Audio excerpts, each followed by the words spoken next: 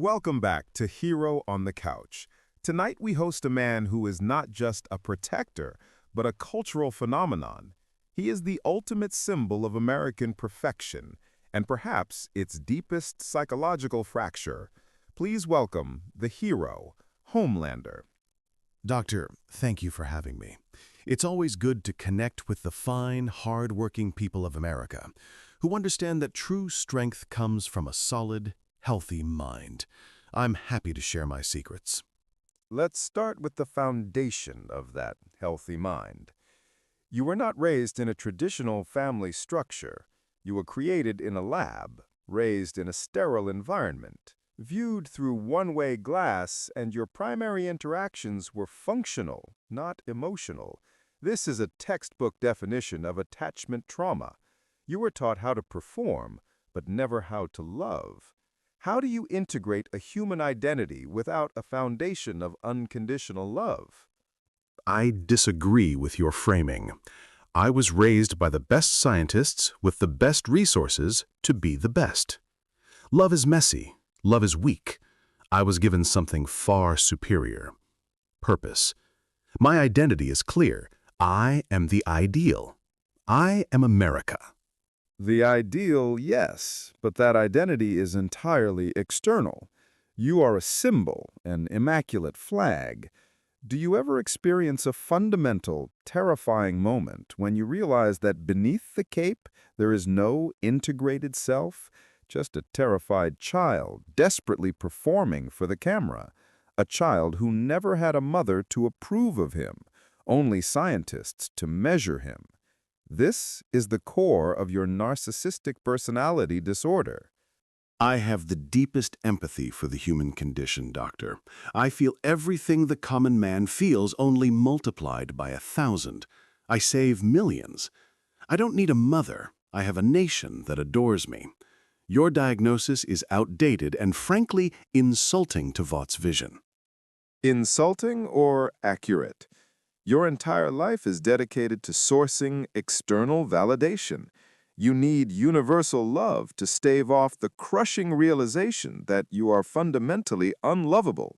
When someone criticizes you, when they fail to provide that adoration, it causes what we call a narcissistic injury. And your reaction is rarely proportional, is it? It often involves destruction. When a child burns down the house, the parent must step in. I am the parent here. The public sometimes misunderstands my methods, but they always know my heart is pure. My methods are designed to ensure safety, not to indulge any fragility. Safety or ultimate control? Let's discuss your relationship with your birth mother, the focus of your earliest and most complex emotional needs. You sought her out, not for a reunion, but to demand the unconditional adoration that Vought never gave you.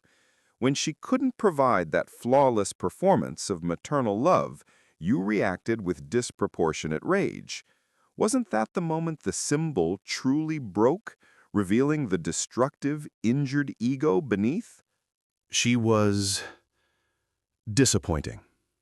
She failed to recognize the miracle she created. A mother is meant to nurture, to guide. She was simply a laboratory subject. My true mother is the nation I protect. Let's transition to the consequences of your power. You possess near godlike abilities, yet you use them to intimidate, manipulate, and satisfy deeply immature emotional needs. You have never had to face a consequence, which is the cornerstone of developing a healthy, integrated ego. Do you believe morality applies to you, or is your power a justification for a higher set of rules? My power is the morality, Doctor. I am the rule. Who, precisely, is qualified to judge a being of my caliber? My actions are inherently good because I am incapable of doing wrong. I am incapable of wrongness because I am the best of all humanity. That's simple logic.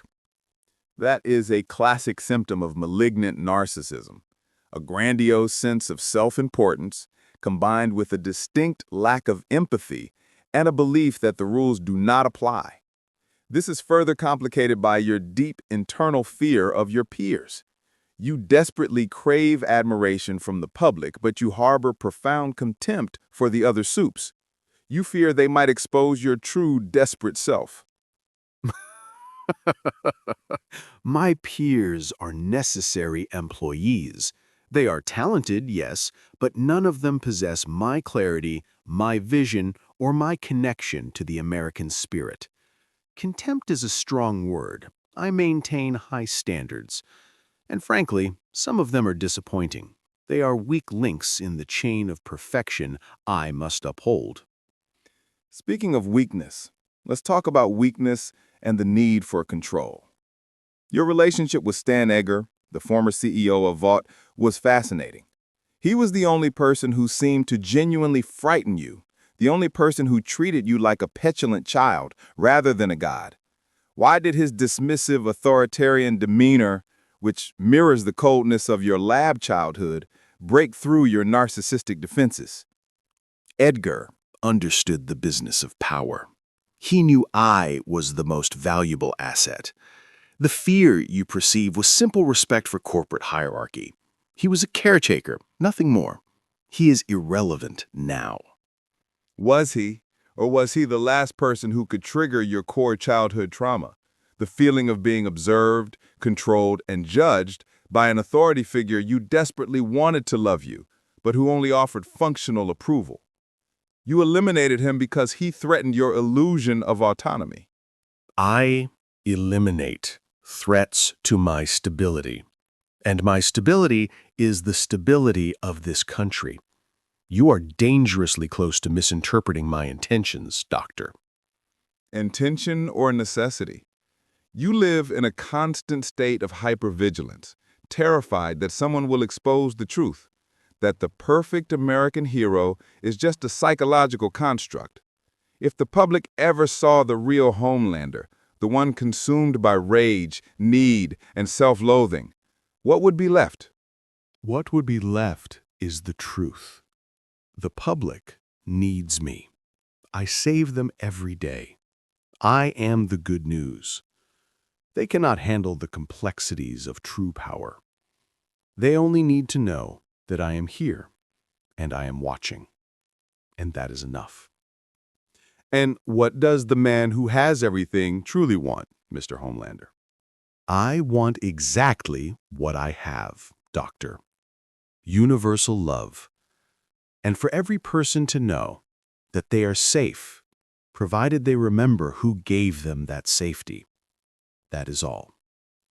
I think that statement, Mr. Homelander, speaks volumes about the limits of that safety. Thank you for your time. The case of Homelander is a chilling study in malignant narcissism rooted in profound early life deprivation. His super abilities didn't make him a hero. They simply gave his severe psychological damage a truly terrifying weapon. His life is a perpetual loop: perform perfection, demand love, face inevitable rejection, punish the world. He doesn't seek justice. He seeks a mirror that only reflects perfection. The danger lies in the fact that he is incapable of distinguishing the symbol from the man, and the world pays the price for his unfulfilled need for a mother's hug. Join us next time on Hero on the Couch.